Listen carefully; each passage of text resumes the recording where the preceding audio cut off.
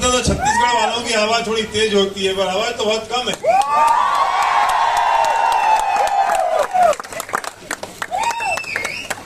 हमार बिलासपुर, हमार छत्तीसगढ़। मैं बहुत देर तक तो सोचता रहा क्या कहीं स्पेलिंग मिस्टेक है, यार हमारा होना चाहिए। तो 2-4 जगह देखा तो मैं संतोष से पूछा, यार गलती से लिखा गया, ये ऐसे ही होता है? छत्तीसगढ़ी सबसे बढ़िया। ओ छत्तीसगढ़िया सब में बढ़िया। मुझे तो छत्तीसगढ़ में सब बहुत अच्छा लगता है। और एक ही चीज की तकलीफ होती है कि जब कोई कहता है रात को 12 बजे चले जाओ,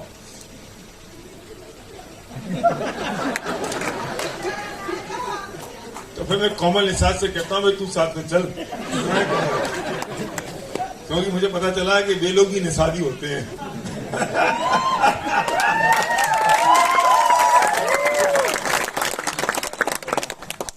पुरानी बात है, मैं बिजनेस बिल्ड कर रहा हूं 99 से, तो घने जंगलों में, छत्तीसगढ़ के नहीं, चंबल के घने जंगलों में मैं रात को निकल रहा था और कुछ लोगों ने मुझे रोक लिया।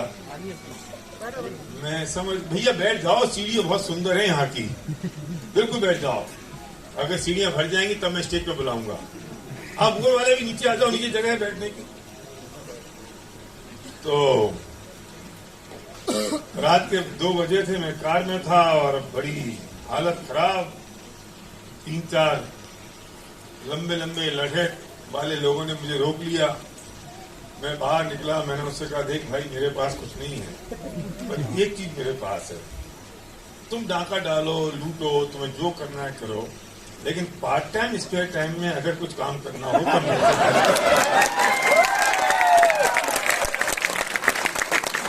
क्योंकि जब तक तुम डाका डालोगे तब तक पैसा आएगा, डाका डालना बंद, पैसा आना बंद। लेकिन अगर रेजिडुअल इनकम चाहिए, परमानेंट सोर्स ऑफ इनकम चाहिए, जब डाका नहीं डाल पाए, बूढ़े हो जाए, तब भी अगर पैसा आता रहे तो तुझे हमारे पास आना पड़ेगा।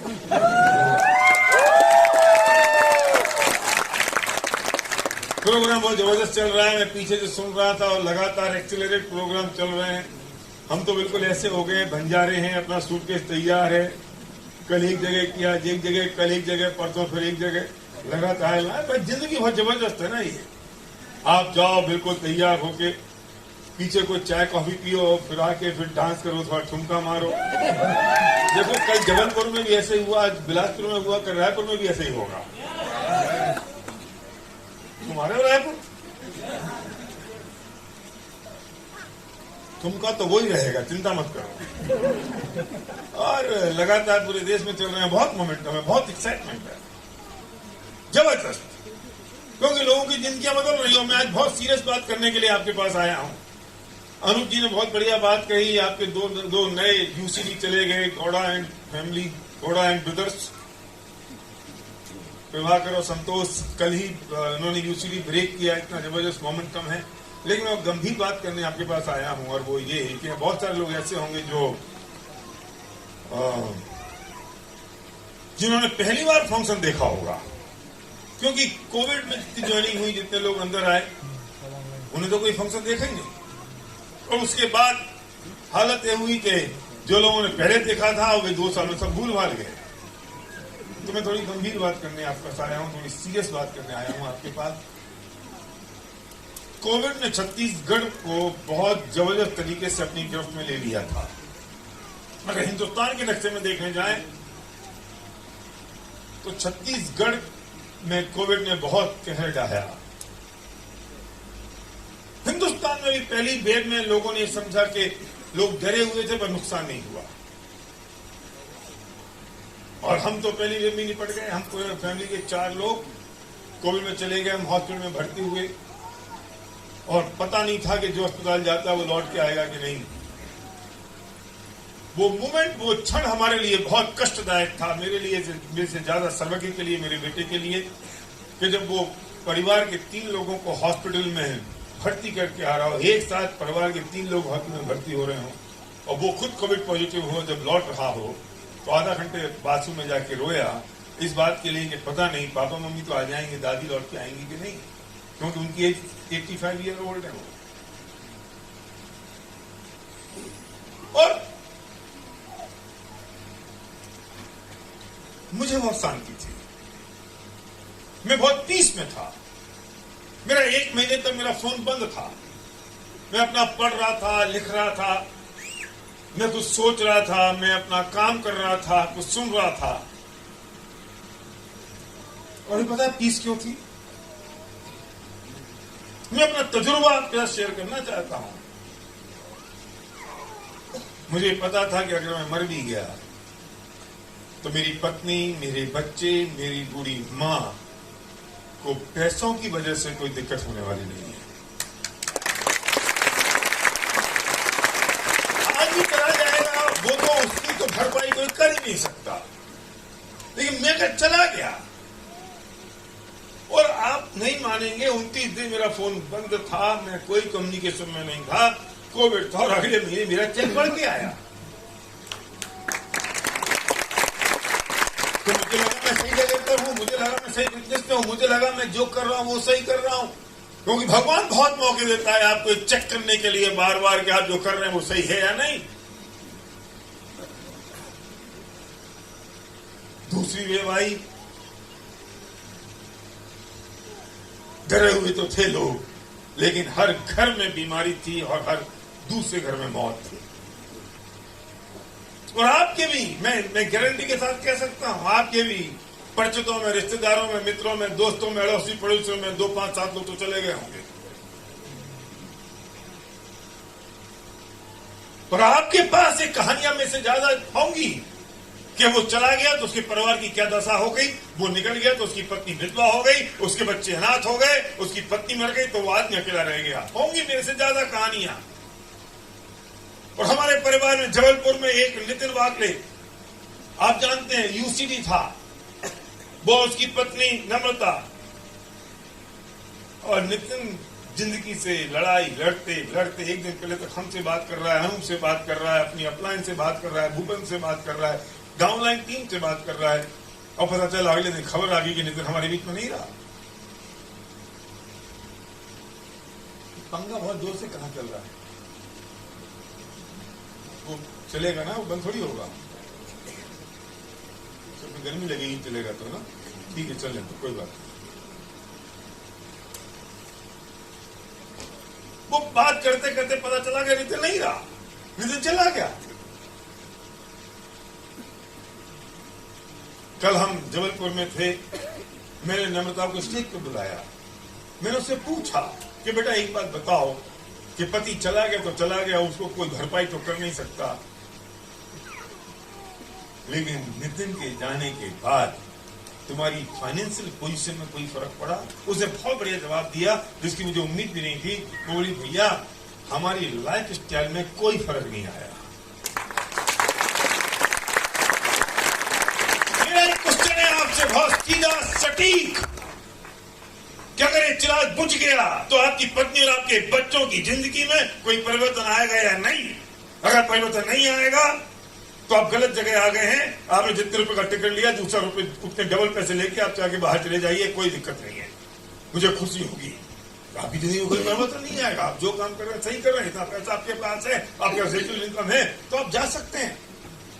लेकिन अगर आप सिर्फ 30 सेकंड सोचें कि आपके जाने के बाद आपकी पत्नी, आपके बच्चे और आपके बूढ़े माँ बाप की जिंदगी में बड़ा परिवर्तन आ जाएगा फाइनेंशियली, तो खबरदार आपने मेरी बात को ध्यान से नहीं सुना, तो खबरदार आपने बिजनेस को धीरे धीरे बिल्ड किया, तो खबरदार अगर आपने कोई सटीक और स्ट्रॉन्ग पावरफुल निर्णय नहीं लिया तो। लोग सोचते नहीं है, लोग निर्णय नहीं करते। मुझे नहीं पता तीसरी वेव आएगी कि नहीं आएगी, मुझे पता नहीं कब आएगी कि नहीं आएगी, पर मैं वक्त नहीं जाया करना चाहता था। पूरे हिंदुस्तान में घूम घूम के लोगों से बात कर रहा हूं और उनको चेता रहा हूं कि दूसरी वेव से अगर नहीं सीखे तो तीसरी वेव का इंतजार मत करो भाई, क्योंकि ऊपर वाले की जो मार होती है ना उसमें आवाज नहीं होती, वह पड़ती बहुत जोर से है। अब जीतेंगे हम दूसरी वेव के बाद भी नहीं जीते, कब जीतेंगे हम? क्या कोई समझ में नहीं आया दूसरी वेव के बाद के सिक्योरिटी का मतलब क्या होता है? क्या हमें समझ में नहीं आया सेंस ऑफ अर्जेंसी का मतलब क्या होता है? क्या हमें दूसरी वेव के बाद भी समझ में नहीं आया कि पैसों की कीमत क्या होती है और रिश्तों की कीमत क्या होती है? माफ करना, आपके पास मेरे से ज्यादा किस्से होंगे कि मां अस्पताल में कोविड से मर गई, कोई बच्चा उसे लेने के लिए नहीं आ रहा है क्योंकि वो कोविड इन्फेक्टेड है। डॉक्टर से कहते हैं डॉक्टर साहब आप ही व्यवस्था कर दो, एम्बुलेंस में भेज के चला दो। ये कहानियां मेरे पास नहीं, मेरे से तो आपके पास हो। जिस बाप ने पूरी संपत्ति बच्चों के नाम कर दी, उस बाप को लेने नहीं गए लोग। कोई बात नहीं, मैं उन रिश्तों की बात तो नहीं कर सकता यहाँ, क्योंकि उसमें मैं क्या करूंगा? मैं मॉरली ठीक कर सकता हूं, पर वनी टीम परिवार में ऐसा नहीं हुआ होगा निश्चित तौर पर कि कोई बेटा अपने बाप को लेने नहीं गया होगा। अगर बाप को बेटा पॉजिटिव होगा तो वो हमारे संस्कार है। लेकिन अभी भी हमें बात समझ में नहीं आती कि क्या कीमत होती है सिक्योर इनकम की, क्या कीमत होती है ग्रेजुअल इनकम की। क्या अभी भी हम किसी ईगो में बैठे हैं? क्या अभी भी हम किसी कंफर्टेबल जोन में हैं? क्या अभी भी हम किसी आराम में हैं? मुझे नहीं पता, नहीं पता मुझे।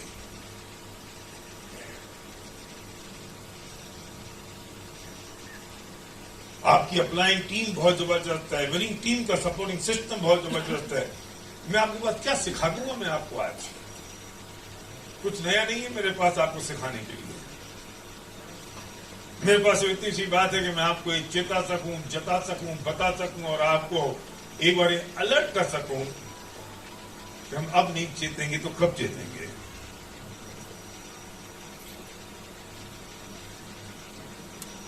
और ये पक्की बात है कि जितने लोग अभी यहाँ मेरी बात सुन रहे हैं, ये सब के सब यहां से जाने के बाद एकदम फायर्ड अप हो जाएंगे, एक्साइटेड हो जाएंगे और सब पर डालेंगे। बिल्कुल जरूरी नहीं है, क्योंकि जिसकी जैसी गति होगी मति तो वैसी चलेगी। मैं क्या कर दूंगा?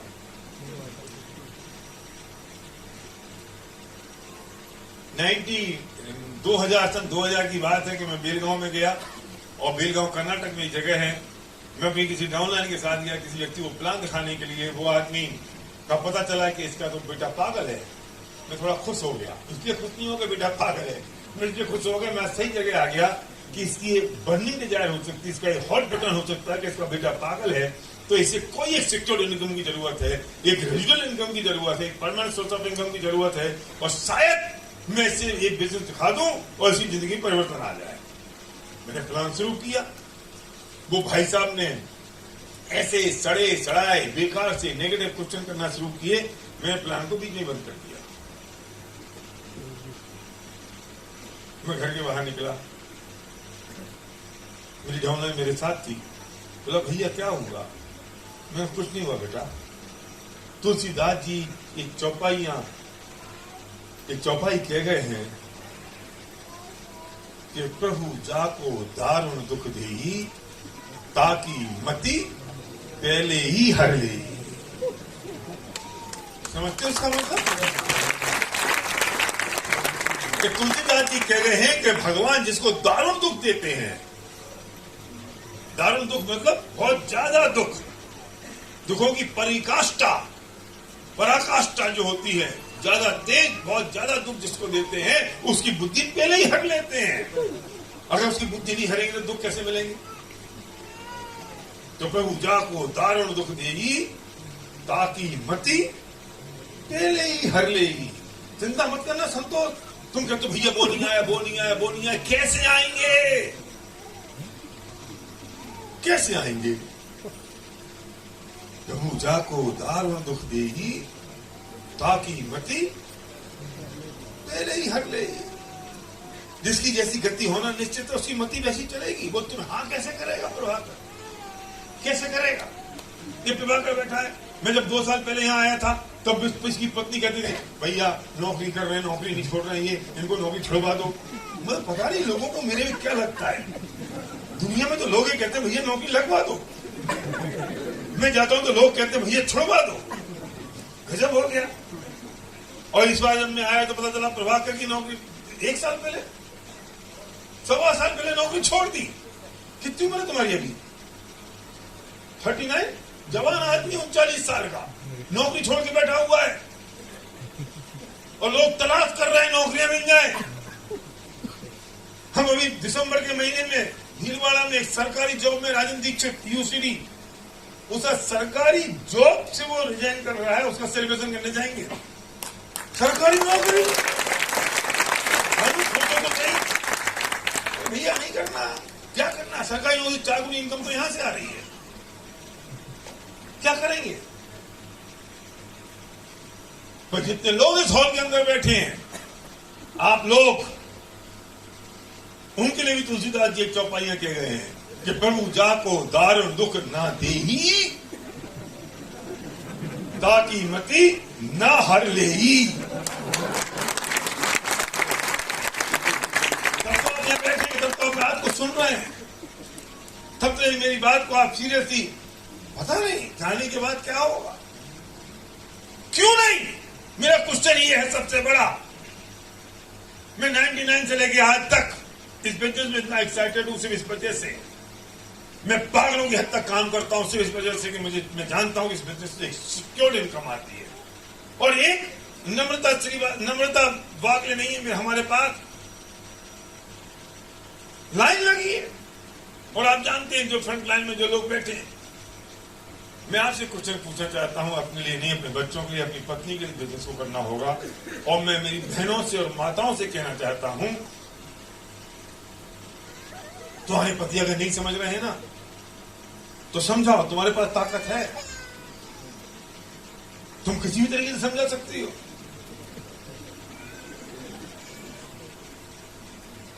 क्रिएट चरित्र जानते हो?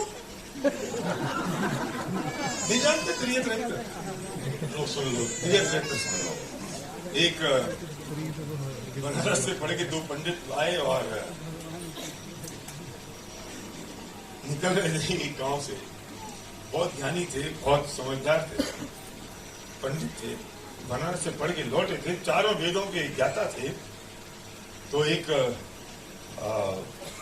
कुएं में पानी पीने के लिए रुके, तो उस बहन ने पूछ लिया कि पंडित जी खाना खाया कि नहीं? बोले नहीं खाया। तो चलो मेरे घर, तो मैं खाना खिलाती हूँ। दोनों चले गए। हवा बहुत तेज चल रही थी, पति खेतों में गया था काम करने, तो उस बहन ने से हवा से दरवाजे फड़फड़ा रहे हैं, आवाज तेज कर रहे हैं, तो कुंडी लगा दी अंदर से। कितने में पति को कोई काम याद आ गया। तुम्हें तो हंसी आ रही है, हालत तो पंडित जी की सोचो। पति ने खटखटाना शुरू किया, ओ पंडित जी की तो धोती गीली, आगे से गीली, पीछे से पीली। और बात करिए परेशान के, यार ये हो क्या गया, मतलब ये तो खटखटाने लगा। तो उससे पूछा, तुम्हारे पति है? बोले हाँ पंडित जी, अब क्या करें? तो पंडित जी तो बोले, मैं क्या बताऊं, उनकी तो हालत खराब, पसीना पसीना। बोले एक काम करो, सामने संदूक है। तो उसे संदूक खोली, दोनों पंडित जी को बैठा दिया, संदूक का ताला लगा दिया और बैठ के चूल्हे के पास बैठ गए। वो पति चिल्ला रहा है, सुनती नहीं है, मैं दरवाजा खटखटा रहा हूं, खोलती क्यों नहीं है? चिल्ला क्यों? खोल तो रही हूं, 10 मिनट हो गए ना चिल्लाते चिल्लाते। तो क्या हो गया? तो दरवाजा खोल दिए। अब पति तो होते हैं संकालू, कोई छत्तीसगढ़ का तो था नहीं, तो समझदार हो। देखो तो यार खुश मत होना, मैं कहीं और जाता हूँ तो कहीं और की सुनाता हूँ, तुम्हारी अपना ही सुना रहा हूँ। तो वो बोला कि हुआ क्या पहले बता, इतनी देर क्यों लगी? कोमल समझ आ रही है? उसने पूछा इतनी देर क्यों लगी? तो पत्नी बोलती है, कोई अंदर आया था। है? तो उसको जब छुपा पाई तभी तो खोलती। और पंडित जी सुन रहे हैं, तो पंडित जी तो हाथ भी पड़ गई संदूक के अंदर कि पागल के औरत, पहले तो हमको छिपा दिया और उसके बाद कहती है, कहाँ है? तूने कहाँ छिपाया? बोले उस संदूक में। अब आप सोच सकते हो पंडित जी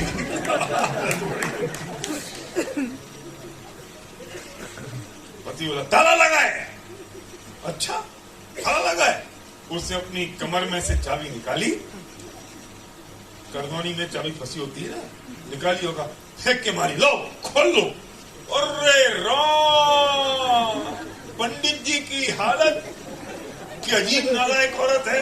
पहले तो हमको बुला लिया, फिर हमको संदूक के अंदर डाल दिया, फिर पति को बता दिया संदूक के अंदर है, फिर ये कह दिया कि ताला लगा है, चाबी ले लो। My goodness.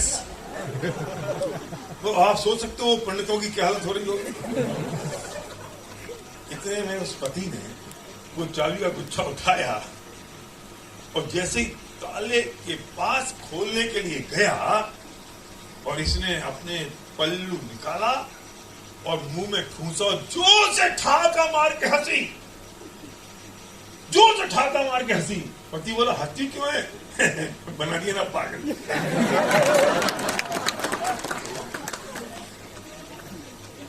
पति बोलता तू भी ना बड़ी नटखट है, चल ला चाय बना। और मैं जरा कुल्हाड़ी भूल गया था, वो लेने आया हूं, मैं जा रहा हूं खेत में। उसने चाय बनाई, कुल्हाड़ी लेके चला गया, फिर दरवाजा बंद किया, फिर संदूक खोला और बाहर निकाल के पंडित जी से पूछती है, पंडित जी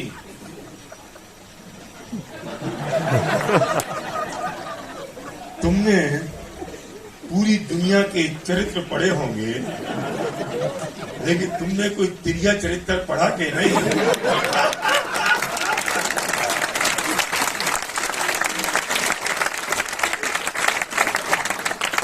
वो पंडित ने बहन के पैर छू लिए कि हमने सब पढ़ लिया, हमारा सारा पढ़ना बेकार है, मुझे लगता है कि हमें तुम्हारे पास पढ़ जाना पड़ेगा। मैं ये कहना चाहता हूं कि मेरी माता और बहनों के पास कोई और हथियार हो ना हो, लेकिन अपने पतियों से काम कराने के लिए तिरिया चरित्र जरूर है और भी करवा सकती है, क्योंकि उनके भविष्य, उनके बच्चों के भविष्य और पति के भविष्य के लिए भी है, एक अच्छी जिंदगी के लिए है। कोई और जगह हो ना हो, लेकिन विनिंग टीम ऐसी फैमिली, ऐसा परिवार है जहां हर महिला, जहां हर माँ बहन अपने आप को सुरक्षित महसूस करती है। हम तो परिवार बना रहे हैं, हम एक नया समाज बना रहे हैं जहां प्यार हो, मोहब्बत हो, जहां स्नेह हो, जहां राम राज हो और हर सुर से एक सुर निकले कि जनाब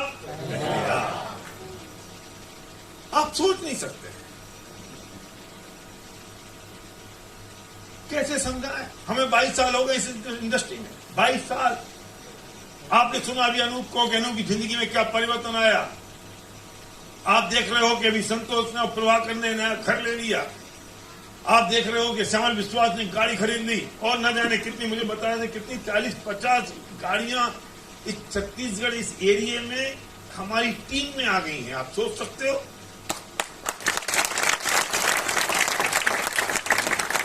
लोगों की सफलता सड़कों पर है। अब भी आप पूछते हो कि बिजनेस काम करेगा कि नहीं, अब भी आप पूछते हो कि कैसे करेंगे, अब भी आप पूछते हो मैं नहीं कर पाऊंगा। उसके सामने बस भगो, क्या क्या बहाने हैं इसके सामने। मैं कहानियां सुना रहा हूं सिक्योर्ड इनकम की, मैं कहानियां सुना रहा हूं लाइफ स्टाइल की, मैं कहानियां सुना रहा हूं जिनकी कैसे बदल रही हैं। आपके पास बहाने कौन से हैं? ओह मेरे पास टाइम नहीं है। वाह कितना बढ़िया कारण बताया आप, गुड। फिर आपके पास बहाना क्या है? मैं लोगों को जानता नहीं हूं। Very good. आपके पास बहाना ये है मैं कर नहीं पाऊंगा। हाँ आप लोग कर पाओगे, हम नहीं कर पाएंगे। भाई हम भी 9 महीने में पैदा हुए हैं और आप भी 9 महीने में पैदा हो गए हो। हम कोई 10 महीने वाले नहीं है। अरे 135 करोड़ लोग हैं और आपको ड्यूस ले जाने के लिए कुछ 16 चाहिए। हम 16 नहीं छाड़ सकते 135 करोड़ में से।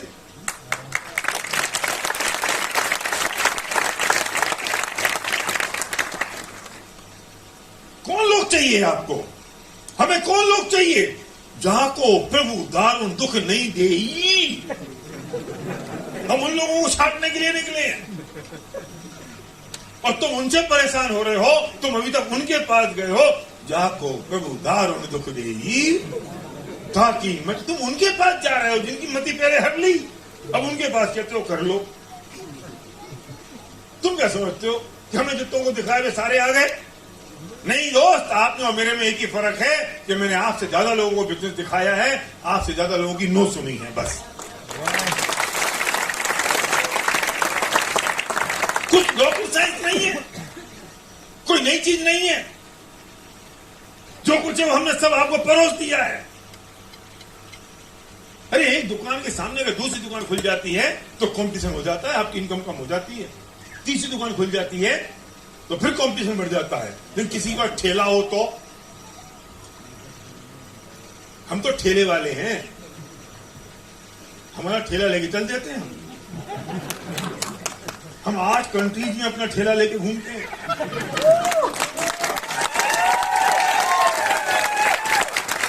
आपने आज बहुत सारे लोगों को बुलाया होगा, नहीं आए लोग, क्यों चिंता करते हो, क्यों घबराते हो, क्यों? मत चिंता करो, एक ही बात सोचो, प्रभु जाको दारुण दुख देगी ताकि मति। तुम्हें नहीं आएंगे, आज नहीं आए होंगे। ओहो no, I can not come, this is not my cup of tea. क्या करोगे उनका? एक और मौका दे देना, कल रायपुर चला चल। क्या पता है? हाँ कमिटमेंट चाहिए मुझे। मैं मेरे पेरेंट्स की शादी के 14 साल बाद हुआ। तुम अभी छत्तीसगढ़ के हो गए हो, जुम्मा 4 दिन से, लेकिन पहले तुम मध्य प्रदेश में तो थे।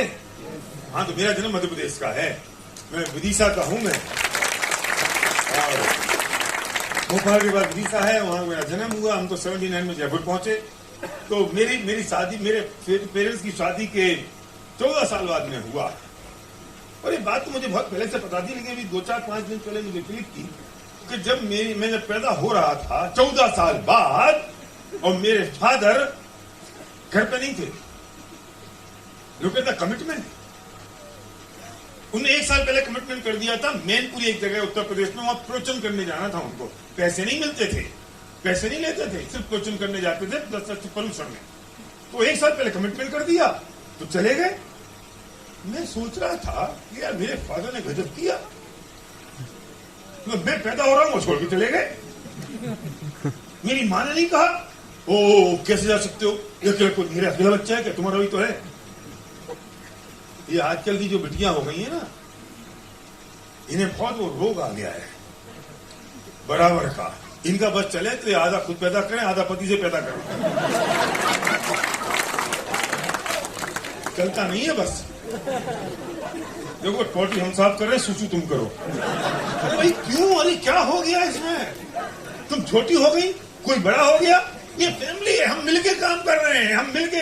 अगर पति अगर बाहर काम करने गया तो परिवार के लिए गया है, और तुमने अगर बच्चे की केयर की तो परिवार के लिए की है।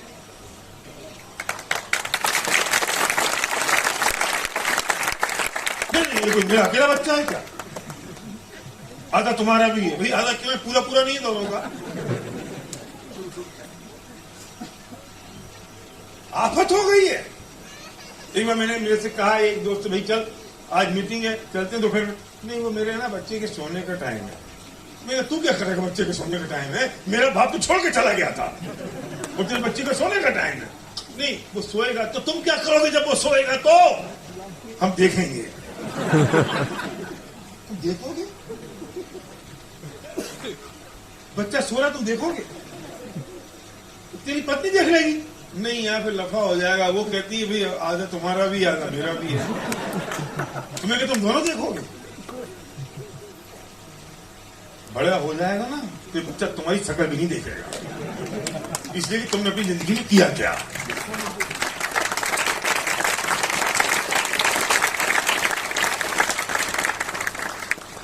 हमारे जमाने में कोई, हमारे जमाने का बुजुर्ग है?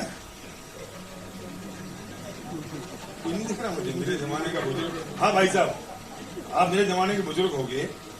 हमारे जमाने में अगर कोई माँ प्रेग्नेंट होती थी ना, गर्भवती होती थी, तो बेचारा वो पल्लू लगा के रखती थी, नजर ना लग जाए। क्यों माता जी, देख ना ले कोई, संभल के रहो। आजकल कैसे चलती है? I am pregnant. पूरी दुनिया को दिखा रहा है, oh I am pregnant. So what, you are pregnant? ये तूने कोई महान काम कर लिया, यू आर प्रेग्नेंट? कोई बड़ा काम हो गया? वो सुनो, यहां तक नहीं रुकी माता जी। तो माता जी की दिल की बात कह रहा हूं मैं। सुनो, फोटोग्राफर के पास जाएंगे स्टूडियो में। हम तो तुम तो नहीं गए।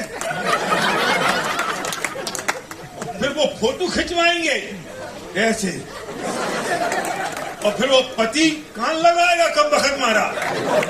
उनकी तो आवाज सुन रहा है, क्या हो रहा है, हो क्या रहा है यहाँ पे। फिर मुंह लगाएगा, फिर फोटो खिंचवाएगा। चल भाई खिंचवा ली तूने, काम आएगी तेरे, रख ले अपने पास संभाल के। नहीं, इंस्टाग्राम पे पोस्ट करेंगे।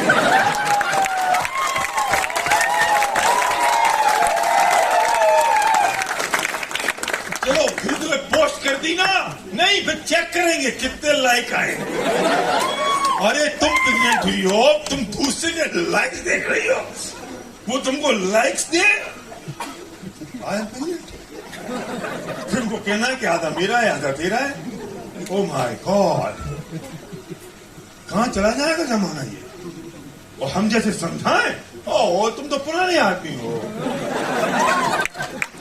I am fashionable, I am latest. Oh my God. और मेरे पिताजी मुझे छोड़ के चले गए। 14 साल बाद हो रहा था मैं, मेरी मां अकेली थी। मेरे बाबा ने चिट्ठी लिख के भेजी कि मुन्ना लाल जी आ गए हैं। पता है क्यों? जहां वो गए उनको डिस्टर्बेंस ना हो और पता चल जाए कि लड़का पैदा हुआ है। मुन्ना लाल जी आ गए हैं 21 तारीख को। तुम्हें समझ गए 21 तारीख को लड़का पैदा हो गया। मैं सोचता हूं कई बार, what is the meaning of commitment.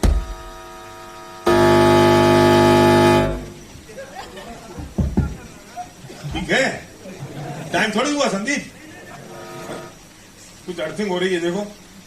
तो मुन्ना लाल जी आ गए और हम पहुंच गए। मैं सोचता हूं क्या है कमिटमेंट, क्या है। ये भारत पाकिस्तान का मैच हुआ था ना जिस दिन, उस दिन करवा चौथ थी। अनुष्का कह देती विराट से, ए तू नहीं जाएगा, करवा चौथ है आज। भारत पाकिस्तान का था ना वो मैच, करवा चौथ थी। और हम किसी को कहते हैं हैदराबाद सेमिनार है, नहीं भैया आज करवा चौथ है। भाई करवा चौथ है तो पत्नी करेगी, पत्नी को भी ले आ, जब चांद दिखेगा तब रोटी खा लेना। करवा चौथ के दिन हो गया क्रिकेट मैच। हमारा प्रॉब्लम यह है कि हमें धरती के दुनिया के सारे व्रत त्योहार तमाशा सब मनाना है। हमें करवा चौथ मनानी है, हमें पंचमी मनानी है, हमें छठ मनानी है, हमें चौथ मनानी है। पैसा नहीं कमाना बस। और जब कोई पैसे की बात आए तो रोना है, सरकार बहुत बेकार है, कांग्रेस अच्छी थी। जब कांग्रेस हो जाए तो बीजेपी अच्छी थी। तुम बेटा यही करते रहोगे और तुम्हें एक दिन 4 आदमी आके उठा के ले जाएंगे और जाके शमशान घाट में जला आएंगे। तुम्हारे और मेरे कोसने से ये 100 रुपए लीटर जो पेट्रोल हुआ है, 125 रुपए लीटर जो पेट्रोल हुआ है, वो 75 रुपए हो जाएगा। तो तुम्हारे हमारे हाथ में क्या है? वोट देना।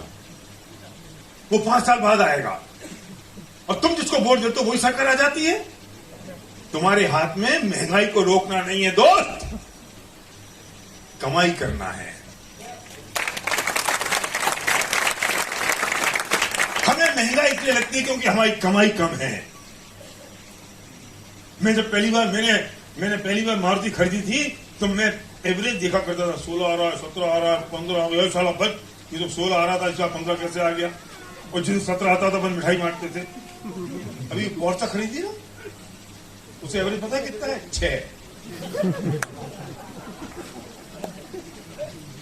1 लीटर में जलती है 6। एक दिन हमको समझ चल गई कड़ी कचौड़ी खाने की। हम जयपुर से चले गए अजमेर, 6,000 रुपए का पेट्रोल जला दिया, 15 रुपए की कचौड़ी खा के आ गए। और ये पागलपन आप कर सकते हो, पता है कब? जब आपके पास कमाई हो, जब पैसे हो।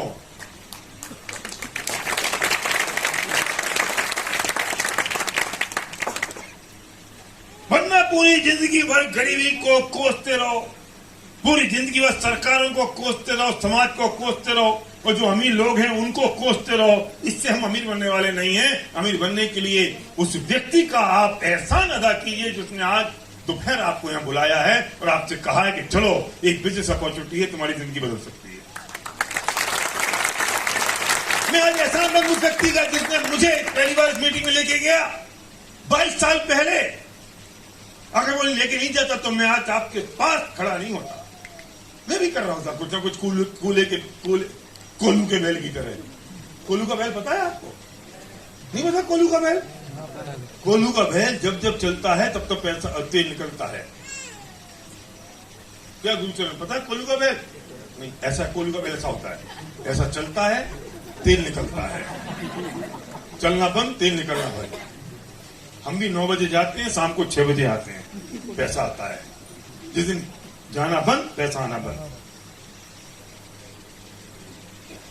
हम भी कोलू की बैल की तरह काम कर रहे हैं। और कोई व्यक्ति आपसे कहता है कोलू के बैल से बाहर निकलो, मैं तुम्हें एक स्मार्ट काम बताता हूं जो पार्ट टाइम स्पेयर टाइम में हो सकता है, जिससे जिंदगी बदल सकती है। और हम कहते हैं मेरे पास टाइम नहीं है। वाह, very good, proud of you. भगवान करे आप ऐसे ही करते रहो।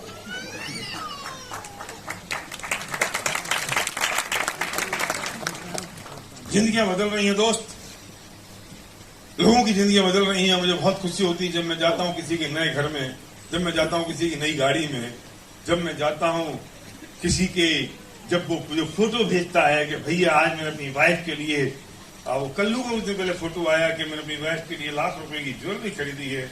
मुझे वो दिन याद आया जिस दिन वो पहली बार बिजनेस में आया और जो आंखों में जो खून के आंसू लेके बैठा हुआ था, और आज वो लाख रुपए की ज्वेलरी अपनी पत्नी के लिए खरीद रहा है। इससे बड़ी खुशी की बात नहीं है। क्यों समझ में आता है कोमल निषाद जैसे लोगों को एक सरकारी जॉब है, इतना अच्छा काम हो रहा है, फिर भी लगता है नहीं भैया अब जॉब छोड़ देना मेरा ड्रीम है। वाह, इसका मतलब कोई बजट तो है तुम्हारे पास, इसका मतलब तुम कुछ तो सोच रहे हो। मैं सच कहता हूं आपसे, एक बार डिसीजन करने की जरूरत है और वो कमिटमेंट लेने की जरूरत है। जिस कमिटमेंट के साथ आप सोचते, बस सोचो, एक स्ट्रॉन्ग बनने की बजाय एक ड्रीम, एक वजह, एक रीजन। मैंने 6 अपराधियों की बात की थी कुछ दिन पहले ऑनलाइन ट्रेनिंग में। मैं आज 6 अपराधियों की बात नहीं करूंगा, मैं 2 मिनट में सिर्फ बात करूंगा 3 तरह के अपराधियों की। मुझे संतोष कह रहा था कि भैया वो टर्निंग पॉइंट हो गया मेरी लाइफ का जो मैंने उनके नहीं सुनी। ये सबसे बड़े अपराधी हैं जो बाहर घूम रहे हैं और जिनके पास सपने ही नहीं है, और सपनों की बात करो तो वे सुनते नहीं है। सपने कुछ होते हैं क्या? नहीं, कुछ नहीं होता सपना अपना। उससे बड़े अपराधी वे हैं जिनके पास सपने तो हैं लेकिन उन्हें पता ही नहीं है कि कोई मौका भी हो सकता है इन सपनों को पूरा करने का। उन्हें पता ही नहीं है कि कोई आदमी रास्ता भी बता सकता है इन सपनों को पूरा करने का, नहीं पता। लेकिन उससे बड़े अपराधी वो हैं जिन्हें पता है कि सपने भी हैं, जिन्हें पता है कि सपनों को पूरा करने का रास्ता भी है, जिन्हें कोई आदमी इस हॉल के अंदर लेके भी आ गया, जो 4 घंटे तक इस प्रोग्राम को सुन भी रहे हैं और उसके बाद इस बिजनेस को बिल्ड नहीं कर रहे हैं, उससे बड़े अपराधी होंगे। अब कोई मौका नहीं बचा, अब कोई वजह नहीं बची, अब कोई कारण नहीं बचा कि इस बिजनेस को बिल्ड ना करें। वजह इस बात के ओह मेरे पास टाइम नहीं है। वाह, टाइम नहीं है, मैं कर नहीं पाऊंगा। मैंने 4 लोगों से बोल दिया, उन 4 लोगों ने मना कर दिया। अरे तो उन 4 के पास गया था जिनको तुलसीदास जी ने कह दिया प्रभु जाको दारुण दुख देई। तुम 4 के पास गया, हम क्या करें? तो छांटे कैसे? हमारा प्लान दिखाने का प्रोसेस ही छांटने का प्रोसेस है। आप अभी जाओ ना, कहीं मॉल में जाओ, होटल में जाओ, तो टेस्ट करता है टेम्परेचर। भगवान जाने वो क्या करता है। फॉर्मेलिटी करता है, लेकिन वो क्या करता है, वो चेक करता है कि आपको बुखार है कि नहीं है। हमारे लिए भी ये थर्मामीटर ही है प्लान दिखाना।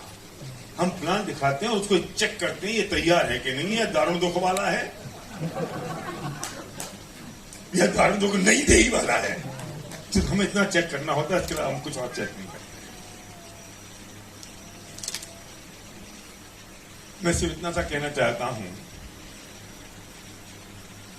कि इस बिजनेस के लिए मैं बहुत एक्साइटेड हूं और मैं बहुत कमिटेड हूं।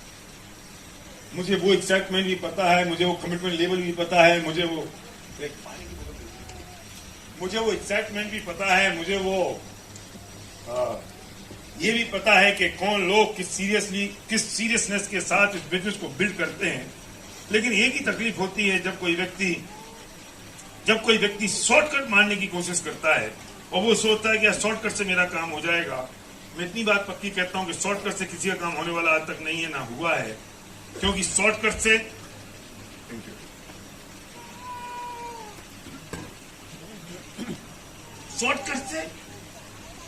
हो गई ना, पता लग गई ना वो क्रिप्टो करेंसी की कहानियां। अब तो मैं कह सकता हूं ना, अब तो पता लग गई ना, पहले लोगों को समझ में नहीं आती थी। इनको ना 10% महीने का प्रॉफिट चाहिए। मेरे पास कोई आया, मैंने इसे कहा कि भैया ये बहुत बढ़िया 10% महीने का है। मैंने कहा सुनो एक काम करो, भारत सरकार बहुत कर्जे में है, मैं प्रधानमंत्री मोदी से तो हमारा टाइम सेट कर देता हूं, उनको समझा देते हैं। तुम क्या मेरे 10-20 हजार रुपए के पीछे मेरे पीछे पड़े हो, मैं 14 लाख करोड़ रुपए की इन्वेस्टमेंट करवा दूंगा। बैंक देता है 3%, म्यूचुअल फंड देता है 10-11%, तुम देते हो 10% महीना, तो भारत सरकार का पैसा लगवा दो ना। अरे तू किसी बहन के कंगन ले जाने की बात करता है, उनको गिरवी रख के पैसे लाने की बात करता है, किसी के पेट की रोटी छीन के तू पैसे इकट्ठे किए उनको पैसे को लगाने की बात करते हो। हाय लगेगी और निपट गया खेल, सारी क्रिप्टो करेंसी बंद हो गई। करो शॉर्टकट, होगा शॉर्टकट से काम। क्या कुछ बता, एक लड़का विदेश गया और उसको गोलियां मिल गई, उसने अपने पापा को घर भेज दी हिंदुस्तान के, पापा एक गोली खाओगे 10 साल उम्र कम हो जाएगी। बोतल भेज दी पूरी। 6-8 महीने बाद जब वो लौट के आया तो उसकी मां की गोद में पप्पू। वो कहती मां तूने क्या किया इस उम्र में? मां कहती नहीं बेटे तू तो समझ रहा वो नहीं है। नहीं मां क्या समझ रहा हूं तू? अरे मां ये कोई तेरी उम्र थी, मेरी शादी की उम्र है, मेरे बच्चे की उम्र, तूने क्या किया? नहीं बेटा ऐसा नहीं है, तू जो समझ रहा वो नहीं है, सुन तो सही। बेटे तेरे पापा है। पापा है? हाँ, तूने जो गोलियां भेजी थी ना, एक गोली से 10 साल उम्र कम हो जाती है। बहुत एक्साइटेड थे, इन्हें सब काम बहुत जल्दी जल्दी करना है, बहुत फास्ट करना था। ये 4-5 गोली एक साथ खा गए, पापा से पप्पू बन गए। हम क्या करें, गोदी में पड़े। तो जितने लोग उलझे पड़े एक क्विक मनी स्कीम में, वे पापा से पप्पू बन जाएंगे और फिर भी पता भी नहीं चलेगा वे थे कहां है, कहां से थे और चले कहां गए। ये क्विक मनी स्कीम का बिजनेस नहीं है दोस्त, ये बहुत बड़ा बिजनेस है, ये फ्यूचर का बिजनेस है और कॉन्फिडेंस का और आपके उस पोस्चर का बिजनेस है। आप उस पोस्चर के साथ बिजनेस को बिल्ड करना है। मैं अहंकार की बात नहीं कर रहा हूं, मैं घमंड की बात नहीं कर रहा हूं, मैं ईगो की बात नहीं कर रहा हूं, मैं पोस्चर की बात कर रहा हूं। मैं बात कर रहा हूं आपकी सेल्फ इमेज की बात कर रहा हूं, क्योंकि बिजनेस में आप किसी को कुछ लेने नहीं जाते हो बल्कि उस व्यक्ति को कुछ देने जाते हो, देने जा रहे हो आप। तो आपका पोस्चर बहुत पावरफुल होना चाहिए, स्ट्रांग होना चाहिए, आपकी थॉट प्रोसेस होनी चाहिए कि हे परमात्मा इसको मेरी बात समझ में आ जाए, और ऐसे मेरी बात समझ में आ गई तो इसकी जिंदगी बदल जाएगी।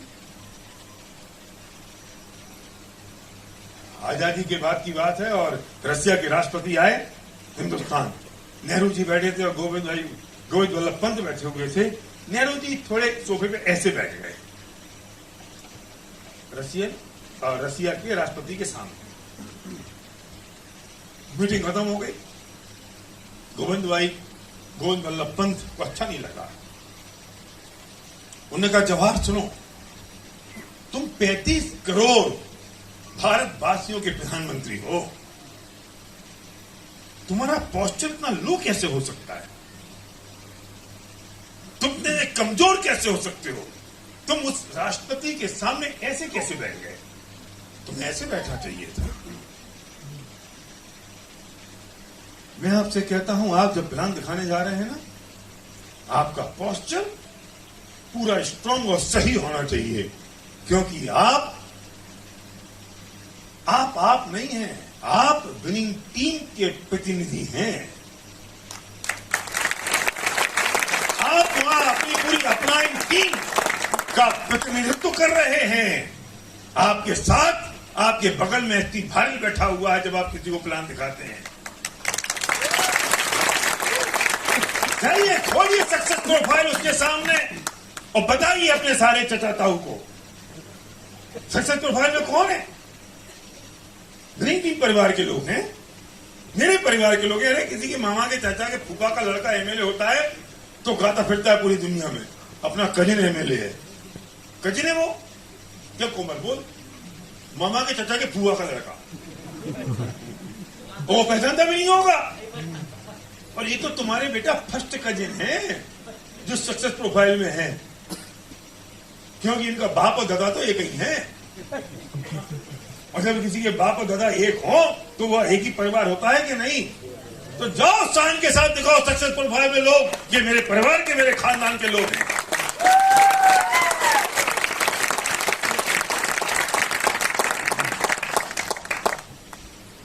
फिर क्यों नहीं आ सकते? कोई पूछेगा तुम्हारी फोटो कब आएगी? जब तुम्हारी आएगी तब। तुम्हारी तब आएगी जब तुम शुरू करोगे। तो मैंने सोच रखा है कि तुम्हारे साथ ही देंगे फोटो। क्यों? क्या है इसमें? क्या हो गया है इसमें? हमारा पोस्चर कॉन्फिडेंस फुल होना चाहिए। एक ना लड़का लड़की देखने गया और बहुत दिन हो गए थे, वो लड़की, उस लड़की की शादी नहीं हो रही थी बेचारे गरीब की। तो वो एक लड़की उसे पसंद आ गई। अब जैसी लड़की पसंद आ गई वो कह रहे हैं तुम मेरे से शादी करोगी। लड़की हिंदुस्तानी महिला थी, वो हमारे जमाने की, आजकल की लड़कियां नहीं थी। तो वो कहती थी, शर्मा गई।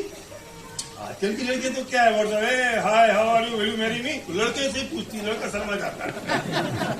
लड़कियां बहुत पावरफुल हो गई। मैं उनकी प्रशंसा में बात कर रहा हूँ, उनकी बुराई में नहीं।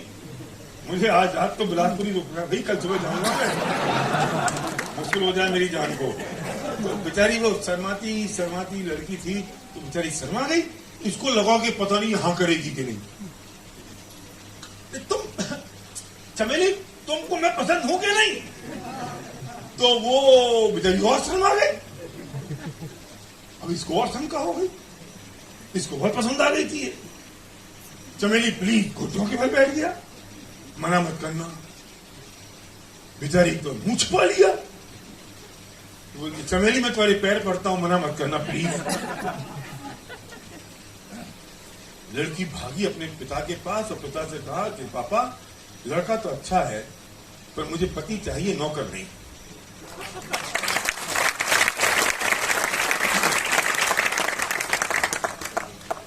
नहीं करना मुझे इससे शादी। अरे तुम जिसको प्लान दिखाने जा रहे हो, तुम उसकी अपलाइन बनने वाले हो। तुम क्या बात? अरे प्लीज, हाँ करेगा ना? बेचारा हाँ करने वाला वो चुप रह जाएगा। देख भाई, मना मत करना यार। अरे अब वो कुछ ही बोल रहा है, भाई तू ही मेरा पहली बार है और तू ही हाँ कर दे, तूने मना कर दे, मेरा धंधे शुरू होने से पहले बंद हो जाएगा। प्लीज यार। करेगा वो? अरे मुझे बिजनेस करना है ऐसे व्यक्ति के साथ जो मेरा बिजनेस का पार्टनर बने। मुझे भीख मांगने वाला आदमी नहीं चाहिए।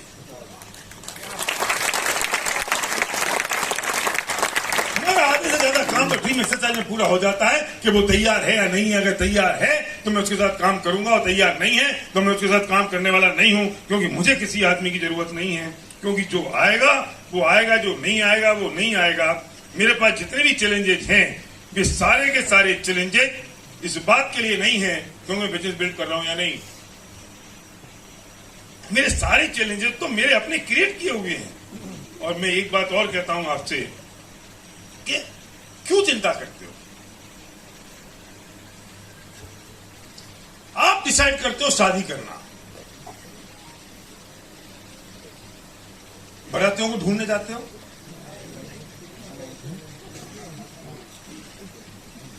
किसी आदमी ने आज तक पहले बारातियों से बात करी कि यार तू हाँ कर, बारात में आएगा तो मैं शादी की हाँ करूं?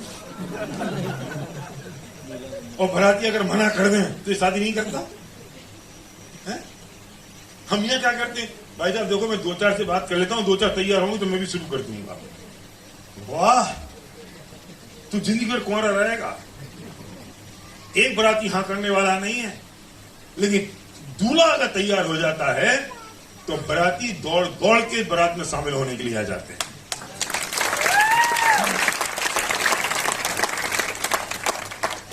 हम चिंता किस बात की कर रहे हैं? हम चिंता इस बात की करते हैं कि लोग आ जाएंगे तो मैं काम करूंगा। हम ज्यादा चिंता करते हैं कि लोग करेंगे तो मैं करूंगा। हम इस बात की चिंता करें, छोड़ दो। मैंने अपने सपनों के लिए बिजनेस की शुरुआत की है, मैंने अपने इस बिजनेस की शुरुआत करी और मैं खा डालूंगा। वेस्टीज इस वक्त बहुत तेजी के साथ ग्रो करने वाली डायरेक्ट सेलिंग कंपनी है। Best of the best products के साथ, best of the best sales and marketing plan, best of the best management team के साथ, best of the best services के साथ। ग्रीन टीम सबसे तेजी के साथ बढ़ता हुआ एजुकेशन सिस्टम है और आपकी अपलाइन टीम, क्योंकि वो एक ग्रीन टीम का हिस्सा है, वो best of the best upline team है। Best of the best. सोचने की जरूरत नहीं है। आपको क्या करना है? एक डिसीजन करना है, एक निर्णय करना है, सिर्फ एक, क्या आई एम रेडी। आपको अपनी अपलाइन को बोलना है मैं तैयार हूं, मुझे बताओ व्हाट नेक्स्ट। वो आपको बताएंगे व्हाट नेक्स्ट। हमारे पास मोबाइल ऐप है जिसमें आपके पास सारी इंफॉर्मेशन है। हम विनिंग टीम तो इस वक्त मतलब मैं ये बात कह सकता हूं कि विनिंग टीम जैसा एजुकेशन सिस्टम ना पहले था ना कभी होगा, क्योंकि we are ahead of time. मुझे आपकी पूरी अपलाइन टीम पर पूरा भरोसा है। जिस तरह से वो काम करना चाह रहे हैं और कर रहे हैं, जिस तरीके से वो बिजनेस को बिल्ड कर रहे हैं,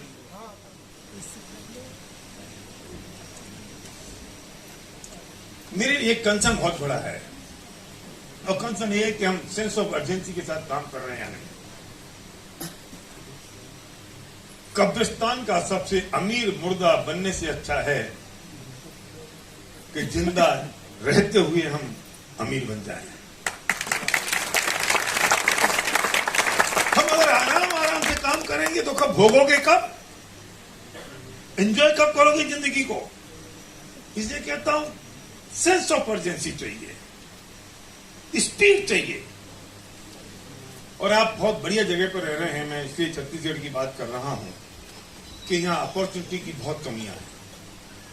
पूरे हिंदुस्तान में अपॉर्चुनिटी की कमी है, लेकिन कुछ स्टेट ऐसे हैं जिनमें अपॉर्चुनिटी की कमी बहुत ज्यादा है। मैं बात करूं बिहार की, मैं बात करूं छत्तीसगढ़ की, जहां हर व्यक्ति को एक अपॉर्चुनिटी की जरूरत है अगर हम उसे सही तरीके से सही दिशा निर्देश दे सकें और सही जगह पर लेकर आ सकें। हम एक मिशन में हैं, empowering people to realise their dreams. हम उनकी सपनों को पूरा करने के लिए उनको एम्पावर कर रहे हैं। हम इस मिशन में, लोग कुछ भी कहें, लोग कुछ भी बात करें, फर्क नहीं पड़ता, क्योंकि हम सिर्फ लोगों की जिंदगियों को छू रहे हैं। और आप एक ऐसे बिजनेस में लोगों की जिंदगी छुई जा सकती है। और आज आप ऐसे बिजनेस में आ गए हैं जहां आज अंबानी चाहे ना, मैं सच बताऊं तो मुकेश अंबानी चाहे तो अपनी बहन को एक रास्ता नहीं दिखा सकता जिससे वो करोड़पति बने। लेकिन अगर आप चाहें तो आप इस धरती के किसी भी आदमी को रास्ता दिखा सकते हैं जिससे वो अमीर बन जाए। चैंपियंस ऑफ चेंज अवार्ड मुझे मिला। मैं पिछली बार मुंबई गया, सारे फिल्म स्टार थे, सब थे, सारे लोग आए थे, वो अब सब देखा। मैं उसकी कहानी नहीं कहना चाहता हूं, लेकिन मैं दूर से खड़े होकर देख रहा था इनमें और हमारे लीडर में क्या फर्क है। हमारा डी.ओ.सी.डी अगर अरुण गुप्ता यहाँ बैठा है इसमें, और जैकी श्रॉफ में क्या फर्क है, या उदित नारायण में क्या फर्क है। जैकी श्रॉफ के पास जब लोग ऑटोग्राफ लेने आते हैं, आ रहे थे, तो वो उनसे ये नहीं कह सकता था yes you can do it, तुम मेरे से जितनी बढ़िया एक्टिंग कर सकते हो। उदित नारायण का बेटा ये नहीं कह पा रहा था तुम मेरे से बढ़िया गा सकते हो या मेरे जैसा गा सकते हो। लेकिन हमारे DOCD के पास अगर अनु गुप्ता के पास कोई ऑटोग्राफ लेने आ रहा है तो अनु गुप्ता कहता है यस तुम मुझसे बढ़िया कर सकते हो और मैं तुम्हारे साथ मिल सकता है, तो हो सकता है कहीं पर। मैं जैकी श्रॉफ जितनी बढ़िया एक्टिंग नहीं कर पाता, नहीं कर सकता। मैं वहां के चीफ मिनिस्टर नाम बोल गया जो जिनको पुरस्कार मिला देवेंद्र फडणवीस, उनसे बढ़िया राजनीति नहीं कर सकता। कांग्रेस के प्रदेश अध्यक्ष जिनको पुरस्कार मिला, मैं उनसे बढ़िया राजनीति नहीं कर सकता। मैं दिया मिर्जा से ज्यादा सुंदर नहीं हूं, उदित नारायण से बढ़िया मैं गाता नहीं हूं, लेकिन आपका भाई उस श्रेणी में, उस कतार में था। क्यों? क्योंकि हमने कुछ किया empowering people to realise their dreams. वो एक एजुकेशन, वो एक अपॉर्चुनिटी। आपको नहीं पता आप कौन से बड़े काम में आ गए, बाय चॉइस और बाय फोर्स। वो पोस्चर आपके पास होना चाहिए और फोकस वर्किंग आपकी हो। फोकस नहीं होगी तो गड़बड़ हो जाएगा। मेरे एक मित्र है डॉक्टर अनु, अच्छे आदमी है। एक दिन मेरे से बोले यार, मैंने कहा वो तुम्हारा मोबाइल ही उठ रहा। अरे यार वो मोबाइल खो गया यार। मैंने कहा हुआ क्या? अच्छे डॉक्टर है, बहुत बढ़िया। बोले मैं ट्रेन से आ रहा था तो मैंने कहा यहाँ सामान रखा था, वहां चार्जिंग पॉइंट था, तो मैंने मेरा मोबाइल चार्जिंग में लगाने के लिए लगा दिया प्लग में और चार्जर से मोबाइल मैंने ब्रेक पर रख दिया। वो चार्जर में लाइट जल रही थी तो मैं वापस अपने सामान के पास आ गया और मैं लाइट देखता रहा कि लाइट जल रही है, मतलब मेरा मोबाइल है। थोड़ी देर बाद मैं वहां पहुंचा तो चार्जर ही लटका हुआ मिला, मोबाइल गायब था। नहीं समझ में आया? कोई भाई साहब नीचे से मोबाइल खिसका के लिए गए, चार्जर लटका रहा। डॉक्टर साहब चार्जर पर नजर रखे हुए थे। चार्जर लटक रहा है, चार्जर लग रहा है, इसका मतलब मोबाइल लग रहा है। फोकस चार्जर पे था, बचाना मोबाइल था। तो मोबाइल गायब हो गया, चार्जर रह गया। तुम्हारा फोकस किस चीज पर है? तुम्हारा फोकस चैलेंजेस पर है या तुम्हारे ड्रीम पर है? तुम्हारा फोकस चैलेंजेस पर है कि ड्रीम पर है? जिस पे फोकस होगा, जिस पे टारगेट होगा, जिस पे नजर होगी, वो बच जाएगा। जिससे नजर हट जाएगी वो चला जाएगा। तुम्हारी नजर अगर चैलेंजेस पर है तो चैलेंजेस रह जाएंगे, सपने चले जाएंगे। और तुम्हारी नजर अगर सपनों पर रह गई तो सपने बच जाएंगे और चैलेंजेस चले जाएंगे। ये डिसाइड कर लो आज। मुश्किल काम नहीं है। हम DOCD की बात करते हैं तो सिर्फ हम 16 लेख की बात करते हैं। हम DOCD की बात करते हैं तो लंबी चौड़ी बात नहीं करते। हम DOCD की बात करते हैं तो हम मुश्किल नहीं करते। अरे यार 16 लेख, सो व्हाट, 135 करोड़ हैं, 135 करोड़ मुश्किल है।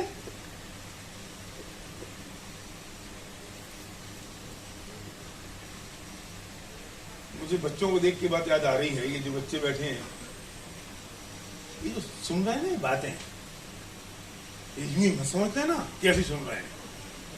अभिमन्यु ने तो गर्भ में सुन लिया था। इस संस्कार पड़ रहे हैं बच्चों पर, और इस संस्कार ऐसे पड़ रहे हैं कि आपका जीवन खुशहाल होगा और बच्चे बिल्कुल सदाचार वाले और आचरण वाले होंगे।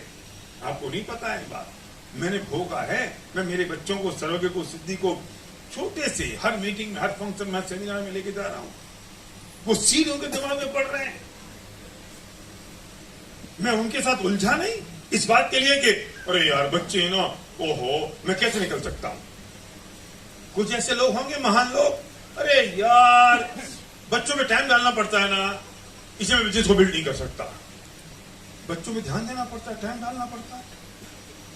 क्या करते तुम बच्चों पे टाइम डाल के? क्या करते मुझे समझाओ तो सही। करते क्या हो? बच्चों को पाल रहा हूं मैं। क्या पालते हो तुम? कोमल क्या पालते हो बच्चों को? ये पल जाते ही तुम पालते हो क्या? तुम खींच के बड़ा करते हो उनको? तुम रोटी ज्यादा ज्यादा क्या करते हो? रोटी को कौर उठा के मुंह में डालते हो। कुटकता तो वही है ना बेचारा गरीब, पचाता तो वही है ना, सुबह निकालता तो वही है ना। तुम करते हो उसमें कुछ काम? पलते ही है ना। तुम क्या करते हो? तुम एक माहौल देते हो, तुम एटमॉस्फेयर देते हो, तुम एक संस्कार देते हो। इसके अलावा तुम्हारे पास काम नहीं है करने को। और तुम उसकी वजह से अपनी पूरी जिंदगी झोंक रहे हो इस बात को कि उन बच्चों को कल किसी खिलौने पे हाथ रखना हो तो तुम कहते हो बेटा पैसे नहीं है। ध्यान रखना, तुम्हारे बच्चों को तुम्हारी जरूरत आज नहीं है, तुम्हारे बच्चों को तुम्हारी जरूरत तब पड़ेगी जब वो 20 साल का हो जाएगा।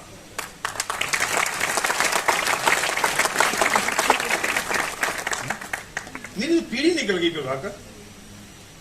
सब के 8 साल का था, सिर्फ 3 साल की जब हम बिजनेस में आए।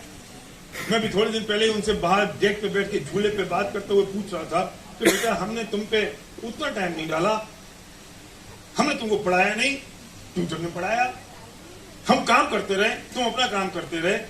सच बताओ तुम्हें हमारी जरूरत उस दिन ज्यादा थी या आज?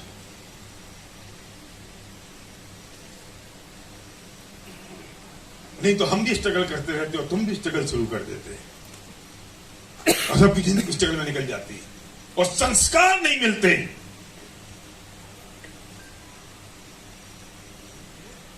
संस्कार नहीं मिलते तो बच्चा आर्यन खान बन जाता।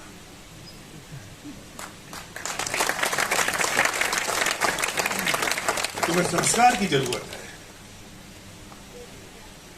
और मैं दावे के साथ कह सकता हूं इस परिवार में वो सब संस्कार उनको मिलेंगे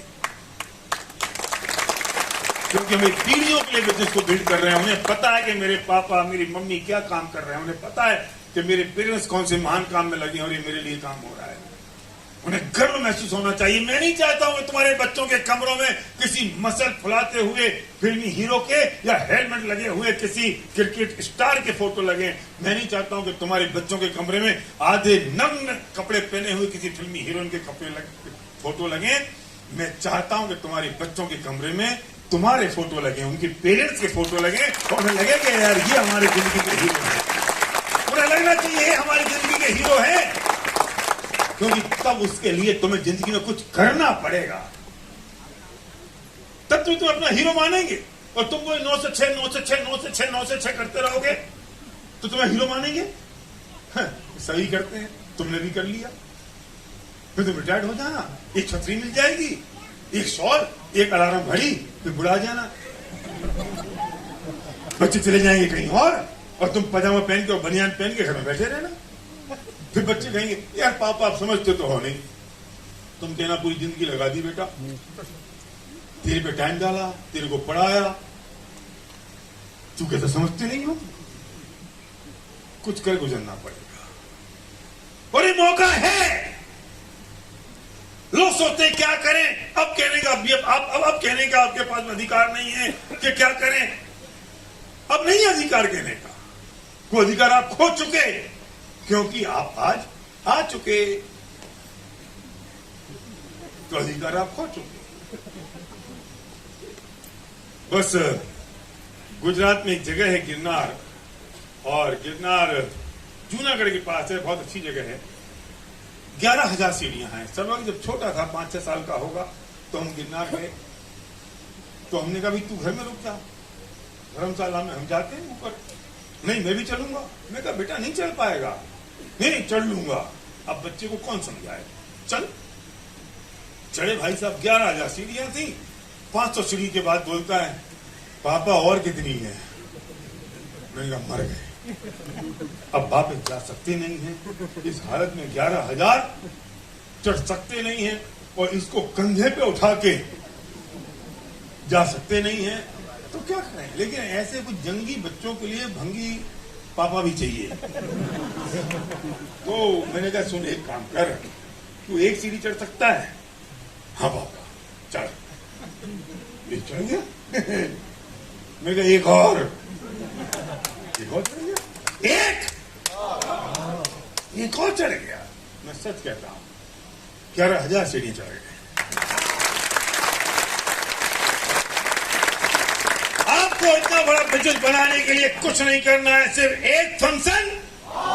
खड़े हो, ऐसे धीरे तेज बोल के, थोड़ा तेज से बोलना पड़ेगा, सांस निकाल के बात करनी पड़ेगी, नाभि से आवाज लगानी पड़ेगी। एक फंक्शन, एक मीटिंग, एक सीपी, एक लिस्ट, एक फंक्शन, एक प्लान, ऐसे बोलोगे?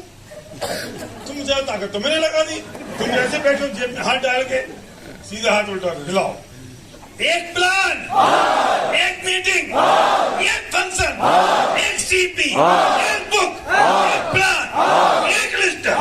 Thank you very much. Back to host. Thank you. जोरदार तालियों से स्वागत करें सर का। दोस्तों, बजरंग बली को भी किसी ने बताया था कि आप उड़ सकते हो। आज बारिश भर का बहुमूल्य समय आज यहाँ पे छत्तीसगढ़ की पवन धरा बिलासपुर मिला। आज जहाँ बैठे सबके सब हनुमान है और सर ने एहसास कराया है कि हम सब भी उड़ सकते हैं। पूरी दुनिया में हम अपना आवाज बुलंद कर सकते हैं। दोस्तों, तो एक बार आप सबके लिए जोरदार तालियों से अपने आप को वेलकम करें। और दोस्तों, हमारा एक कल्चर है, नेशनल एंथम के साथ आज के इवेंट का समापन करेंगे। Thank you. Please come on the stage. Shooting है वो।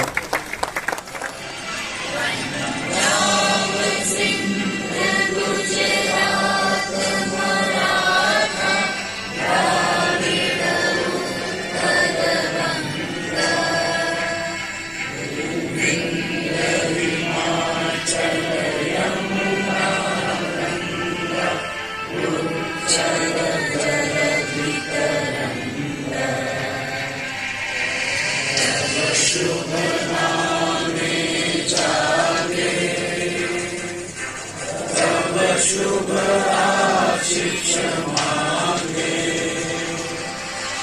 आए तब जय गाथा, जन गण मंगल दायक जय हे भारत भाग्य विधाता। जय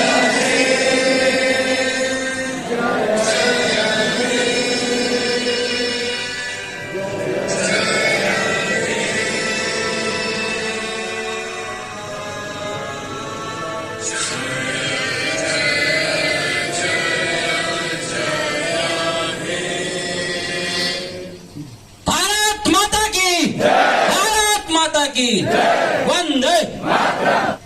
थैंक यू सो मच।